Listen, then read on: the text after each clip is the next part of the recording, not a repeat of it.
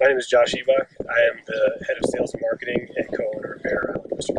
A day like today, when we're doing harvesting, we will get here first thing in the morning, pile on the boat, at least 2 guys, sometimes maybe 3 or 4, depending on what we're trying to bring back. Depending on how many bags we're pulling, how big the orders are for the week, or what the, different times of the season, we just have more oysters that need to come in.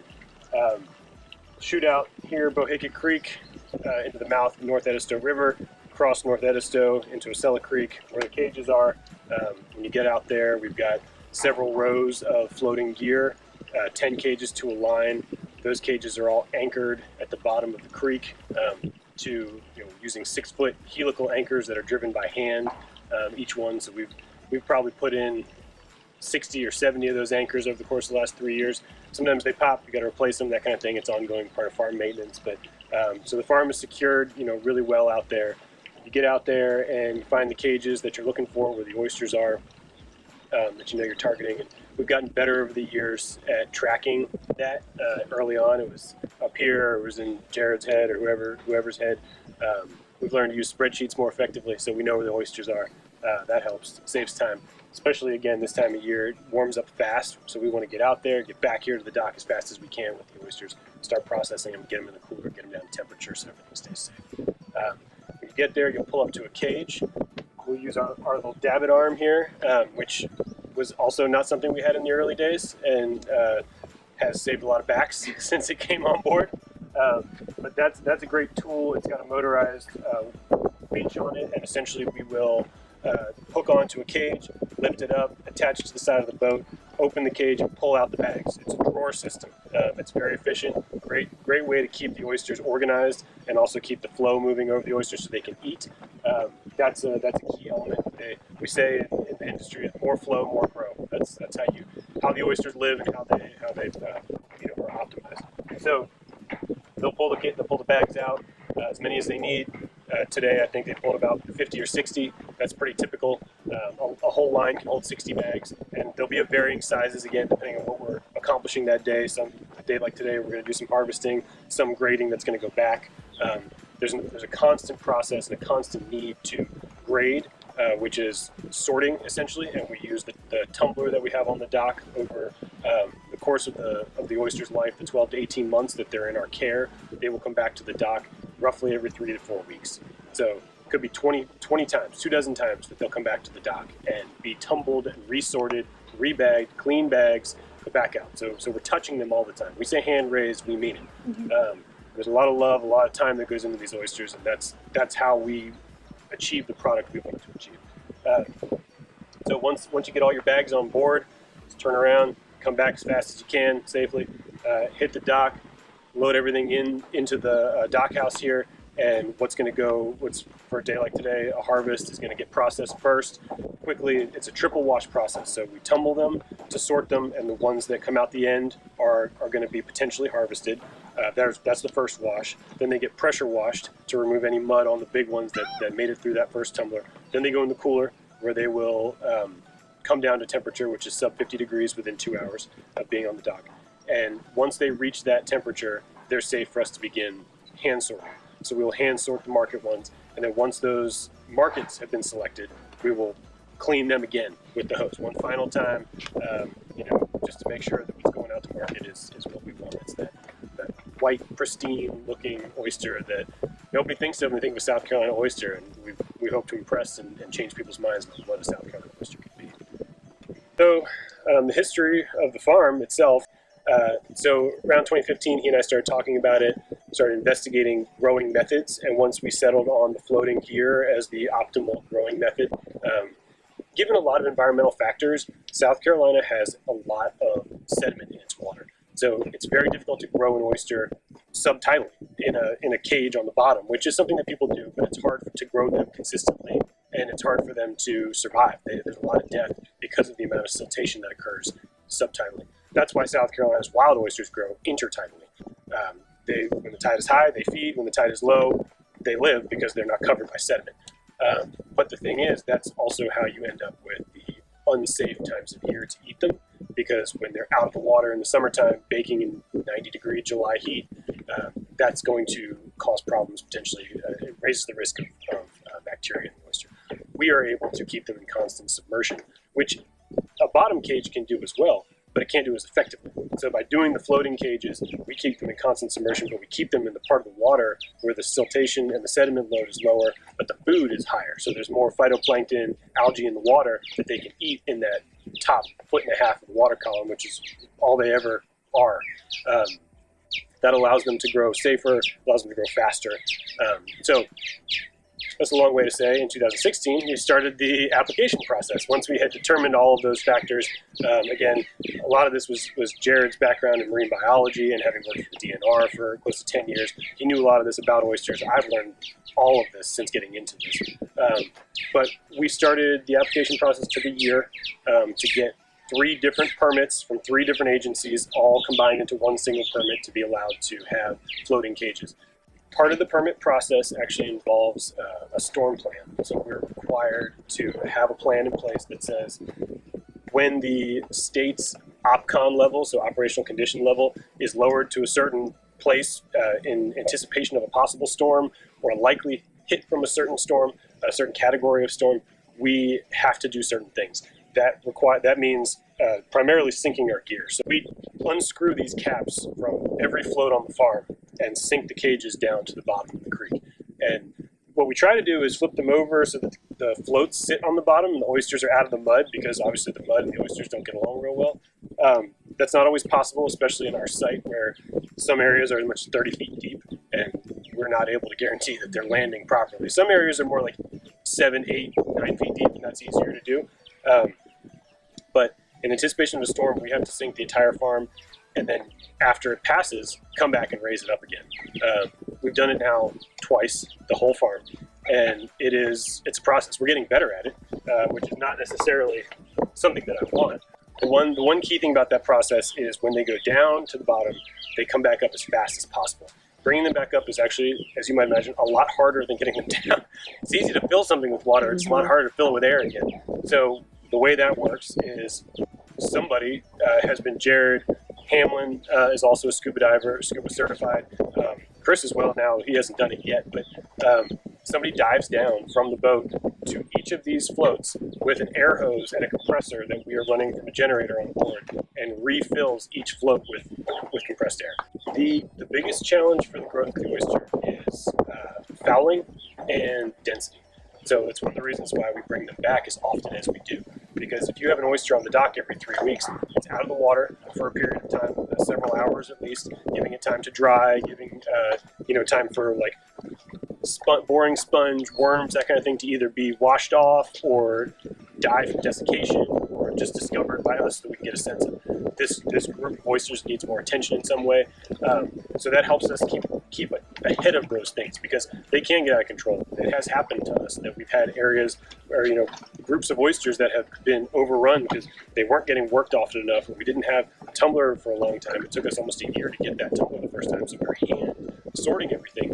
Not happening as often. It was a lot. We didn't know what we were doing as well, so our densities were probably too high. There are a lot of factors early on that led to some of those pests. And the boring sponge will weaken the shell of the oyster and eventually kill the oyster. You get crabs in there when they're real small. They can eat a lot of oysters as they get bigger. So if you're not bringing them back and getting those crabs out, then they'll just keep growing and keep eating.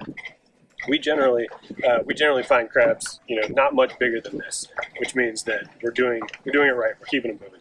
From the fouling side of things, that's more of a collection of the grasses and the mud and the just general funk in the water that sticks to these cages, sticks to these oysters. I mean, oysters are natural reefs, and we see that everywhere along the shorelines. These are just floating reefs if you don't manage them properly, and they will become funky with the mud and everything very quickly. So we flip the cages once a week. In the summertime, it's a little bit harder because you really don't want an oyster flipped up in the air in a 90-degree day. So you got to wait for the right day. So it doesn't always happen every week, but our goal is every single week we're flipping up all the oysters that are at least small enough that they're not going to be harvested. Because then again, this time of year, you have to get almost into trigonometry, trying to figure out like, all right, we're going to have to harvest this many oysters. They need to be submerged for at least 2 weeks to make sure that they're safe to harvest. That's a regulatory thing and just a biological thing. So we don't flip the big ones that we're going to harvest. We have to try to figure out everything we want to flip. But once we're sure what's going to get flipped. This time of year is more complicated, but say in like October or November, when we're less worried about it, we might flip the whole farm, and that would allow the drying out of the cages, so the seaweed dies, the mud. It doesn't come off, but once it dries and you flip it back down, it washes off. So it becomes a lot less. Clingy. Okay, so essentially, once they're counted, we will try to have an idea who we're selling to, what we think we have out there that's ready to be harvested. So how many we think we can sell. There's always more demand than there is oysters, which is great. I mean, there was a couple of months this year where that was not true, but generally speaking, that has been true. And so it puts us in a good position, but also a difficult position of needing to make sure that we've got, we're taking care of people and managing partnerships carefully so that people don't feel like they're not getting product and all of that. But essentially, we'll know who is supposed to be getting oysters that week, how many they're supposed to be getting, and we will start to sort them out, count them into bags for those folks. Sometimes we'll have slight variations in size, like some folks do like bigger oysters, some like smaller oysters, depending on their clientele. So if we have that kind of variation, we do try to, okay, so this is a market oyster, but it's a big market oyster. This is a little bit smaller market oyster. We will try to sort those so that the bags are consistent sizes and the customers are getting what they like. Our goal is to have every oyster come out and be exactly the same size every time. We're not there yet. Give us a few more years. So we bag them up. We've got branded bags. We focus a lot on making sure, as much as goes into the oyster, we think the oyster can speak for itself. We want people to know that we care about our product, and that's part of our brand. So we focus on our brand too. Our logo, our marketing, all of that is about quality, premium, making sure that people understand that there's some exclusivity too, although it's not really about exclusivity so much as it is just about quality and paying for the quality. Like this is not a cheap oyster to produce, not an oyster that's easy to produce, but it's a great oyster, and we, the way that we do it, we think is worth, sharing. So we want people to know that. So everything that goes out the door speaks in that. So that process then becomes, I'll go to the restaurant and I will walk in the door with a bag of oysters or several bags of oysters, see the chef, how's everything going? How are people liking the oysters? How are they shucking? What are you seeing? Getting that feedback directly is really helpful. It has been hugely beneficial for our process to then come back and tell the team, okay, so I heard this from Chef Lada, or this from Jacques Larson at the Obstinate Daughter, whoever we're working with, like this is what they're saying, this is what the customers are saying. So they're either thrilled or they'd like to see a slight change here, whatever. I think that's a really important part of the relationship that we're able to have. And we're so lucky to be in this town where there's so many amazing chefs, fantastic restaurants, customer base, that can support all of that close by. I mean, we're literally 40 minutes from those restaurants from downtown. So we can get down there in a day and half a day, have those interactions, get that feedback, come back to the farm the next day and act on it. That's been a big part of our growth process and part of our story of how we've been able to do what we do and how we feel like it has positively impacted us. When we're moving at full volume, when everybody's open and all of that, in the past we have worked with Leon's Oyster Shop downtown, The Ordinary, 167 Raw, Chubby Fish, The Obstinate Daughter, The Ocean Room on Kiowa, McCrady's, honestly, the IOP Raw out on Isle of Palms, Coda del Pesce out on Isle of Palms, just so many. So down in Savannah, Husk, The Gray, again, not to toot our own horns, but we have targeted chefs that win awards, that show commitment to farmers and farm to table and valuing producers, because this is not, I've said many times, not an easy process. It's also not a predictable process. I can't guarantee you're going to get this many oysters this day of the week, every week from here to eternity. The way the distributor might be able to guarantee that, because they can get the oysters from anywhere. We're working together. This is cyclical. There's going to be ups and downs. We're going to do our best. We're going to keep our word. We're going to communicate with you. And you're always going to get the best product we can bring you. But sometimes things are going to shift. So it's important to work with people who understand that and value that, and then share that with their customers. Because again, we don't see the customers a lot of times. The chefs, the servers we see, but then they become the front line. They become a part of our brand to the customer. So choosing those restaurants, choosing the folks that will make our brand stronger, will share our story, and will make the end consumer have the experience we want them to have with this oyster, but we can't be there to give them that experience. That all is very important.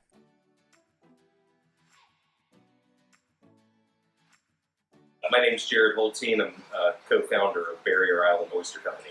I previously worked for the DNR, and while working for the DNR, I started eating wild oysters right off of the shoreline, but they were always clustered or glades, and typically not eaten raw. So, I said to myself, why is that? And I looked at the restaurant market here in town and saw that the shape of the oyster is round and deep cup oyster that isn't naturally available here in South Carolina, and I really wanted to be able to bring that flavor of a South Carolina and a raw oyster to locals and visitors alike. I worked with DNR for nearly a decade doing shoreline restoration. We took recycled shell, put it back out onto the shorelines, in most cases with volunteers, students that we could teach about the importance of oysters to the ecosystem and get a little sweat equity out there on the shoreline. So we've started doing nursery work in the last couple of years. We bring in larval oysters. They're microscopic. We set them on a ground oyster sand, if you will, and that ensures that we're able to single set oysters instead of getting the blades or clusters. So each piece of sand, there's enough room for one larval oyster to land on. We get a single set, and we sieve them at 400 microns, and then graduate them through our tanks. We have a small upweller tank that's it's all custom job out here, but the small upweller tank that we keep the smaller stuff in, and then it graduates into our bottle nursery that has higher flow and carries more nutrients to the oysters, so we can get faster growth rates.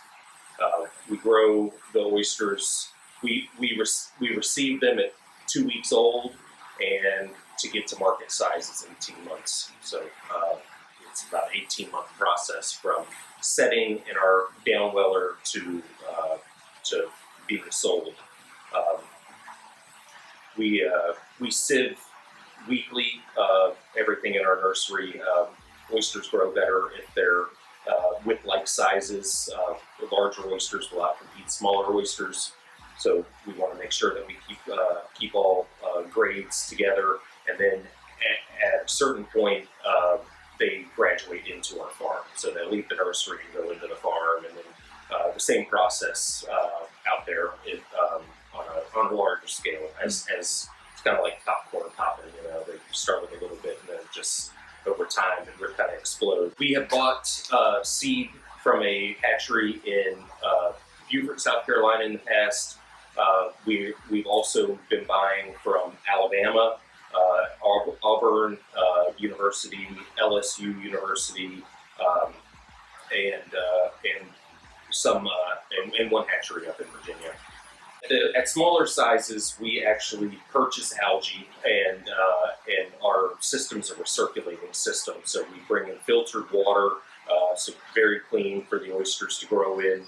We filter out any as much sediment as we can, any zooplankton, so oyster larvae, barnacles, sea squirts, crabs, any larvae that could come in and disrupt the growth of the oysters is filtered out, and then we feed with an algae that we purchase from Florida. For us, having a strong brand and aligning ourselves with high-end restaurants and making sure that the quality of the oyster is always top-notch. It's always been the most important for us, that the oyster comes first, and we grow our company can grow sustainably as we can continue to keep our quality high. So it's always been quality over quantity, and we slowly grow each year, and we're able to produce more oysters each year, but that's because we've improved our methods and our efficiencies over the course of the previous year. But quality is always number one.